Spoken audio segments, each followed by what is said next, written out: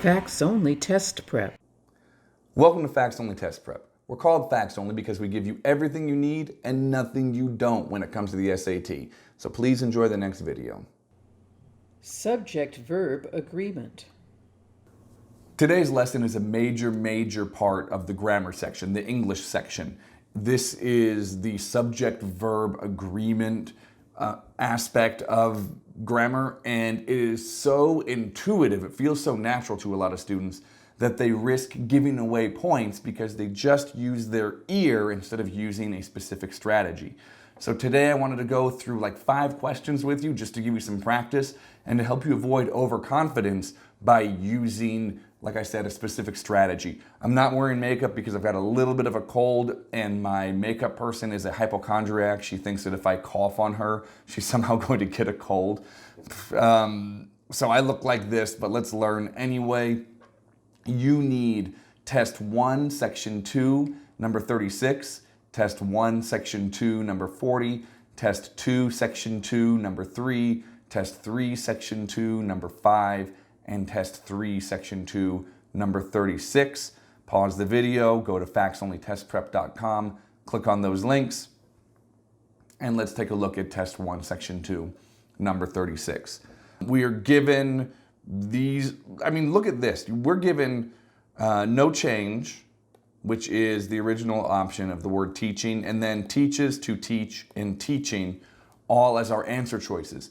That alone is enough to tell you that you're working with verbs, either as far as tense goes or as far as subject-verb agreement goes. In this case, the context will tell you exactly what move needs to be made. I see the word teaching, or the place where the verb goes, and I'm going to look for its subject, which is usually just behind it. What is doing the teaching? It's the noun philosophy. This particular passage is about philosophy as a major of study at universities. So because philosophy teaching, because philosophy teaches, because philosophy to teach, or because philosophy and teaching. Well, philosophy is a third person subject, so we would say philosophy teaches, and B would be the answer. And I'm sure that nearly all of you would have gotten that right without looking at my video. I'm using that as sort of a jumping off point so that when we go to more complicated questions, we can use the same process. Go back, identify the subject, and then make the appropriate match. Let's jump ahead to Test 1, Section 2, number 40. And again, look, we've got has scored, that's the no change. Verb, we've got have scored, scores, and scoring. So we've got to find the subject. Would we say that graduate school has scored? Graduate school comes just before the verb. That feels maybe like, or what I should say is, what a lot of students will do is look for the first noun that comes before the verb. This section is not saying that graduate school scores higher. We're trying to look for who or what scores higher. And actually, students in this case are the subject. The word students is the subject. Students, and then this clause right here, intending to study philosophy in graduate school, is a non-essential descriptive phrase. We don't need that. So it's actually students who are doing the scoring. And now let's ask ourselves, would we say students has scored, students have scored, students scores, or students scoring?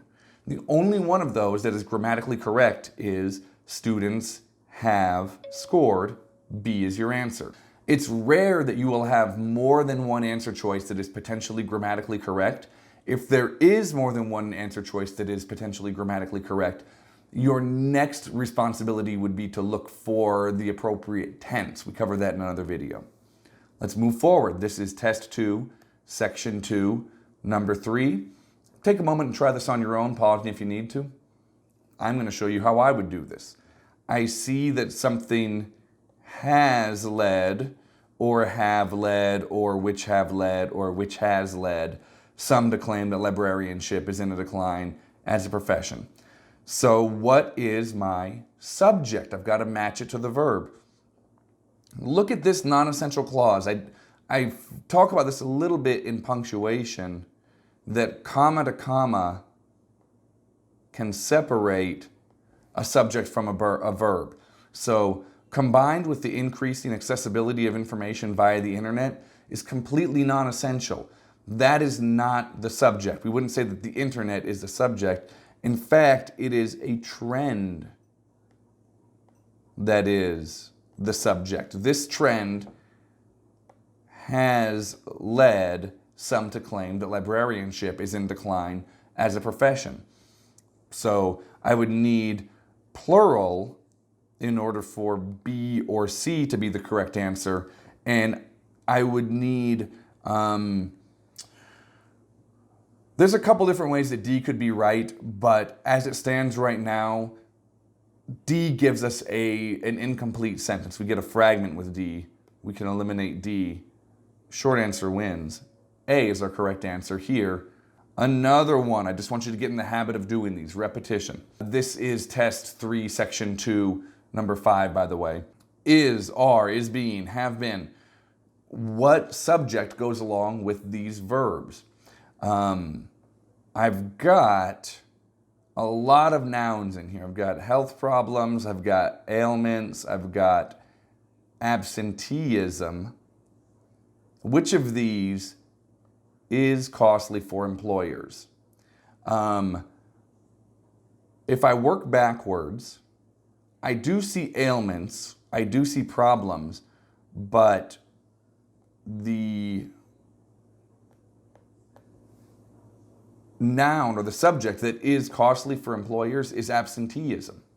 Absenteeism is a singular subject, so we wouldn't say absenteeism are or have been costly for employers. We would eliminate B and D.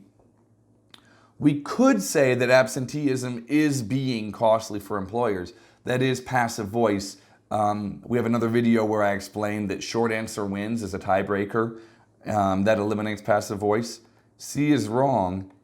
A is right. Absenteeism is costly for employers. One more of these. I'm sure this is, by now you're getting the hang of this. We just need to make sure that we're matching subjects to verbs. But let's do one more for practice.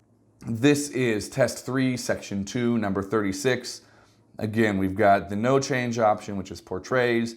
We've got portraying, portray, and has portrayed. So what is it that portrays animals? Again, between these commas, we have a descriptive clause. We do not need this information, including paintings and drawing tens of thousands of years found on cave walls in Spain and France. Don't need it. We can actually cross that off. I like to use brackets when I'm testing, just in case I need to look at the words for context in another question. But here's all we need to know. Some of the earliest known works of art, blank, animals. Notice that we wouldn't say art portrays animal. These are works of art. Works is the subject here. Works is plural. So we would say works of art portray animals. Portrays is for singular, has portrayed is for singular. Portraying is not appropriate for the sentence. C is your answer here to 36. I'd say that the number one problem students have here is overconfidence. If you get past that, use a system, marry your subject to your verb, you've got a chance to pick up a majority of these points and really set yourself up to do some great things on the English section. Good luck, everybody. Hey, thanks for watching, everybody. Make sure that you like us and subscribe and hit the notification bell. That way you'll get information on the new videos as soon as they're available. It helps us a lot. Also, visit us at factsonlytestprep.com. That's where you'll find links to the tests that I use in my lessons, along with some other resources that we prepared for you. Thanks and good luck.